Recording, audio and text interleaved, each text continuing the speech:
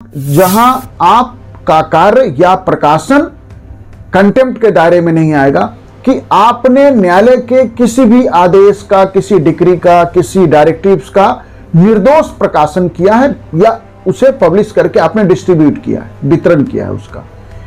आप न्यायिक कार्य की रिपोर्ट का सही और उचित प्रकाशन कर रहे हैं तो कंटेम्प्ट का मामला नहीं बनता। न्यायालय ने जो निर्णय दिया उसका आप सही प्रकाशित कर रहे हैं, मतलब आपने उसको अपने हिसाब से बदला नहीं है, चेंज नहीं किया है, तो कंटेम्प्ट नहीं बनता है।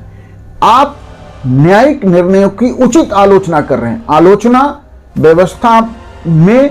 व्यवस्था के सुधार के लिए, संस्थाओं को बेहतर करने के लिए आलोचना का अधिकार, जो पॉजिटिव और कंस्ट्रक्टिव जो क्रिटिसिज्म है वह कंटेम्प्ट नहीं है। आप न्यायालय की कोई सीक्रेट मीटिंग है, कोई गुप्त बैठक है या कार्रवाई है, उसकी रिपोर्ट भी आपने सही प्रकाशित की है या उचित प्रकाशित की है, जबकि मीटिंग सीक्रेट था, गुप्त था उसकी कार्रवाई को, लेकिन प्रकाशन करना जो आपका है वह सही है, उचित है, तो कंटेम्प्ट नहीं बनता है।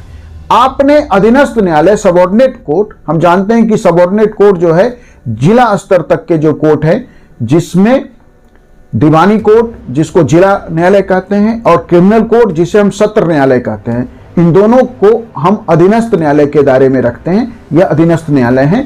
तो अधीनस्थ न्यायालय के न्यायाधीशों के विरुद्ध यदि हमने कोई ईमानदारी पूर्ण शिकायत की है उनके किसी निर्णय का, उनके किसी कार्य का, तो कंटेम्प्ट नहीं है। बाकी यदि निंदा है, आपकी प्रवृत्ति ऐसी है, आपने ऐसा कुछ पब्लिश किया है जो न्यायालय के प्राधिकार को कम करता है या प्राधिकार को कम करने वाली प्रवृत्ति का है, न्यायालय पे प्रतिकूल प्रभाव डालता है, तो कंटेम्प्ट बनता है।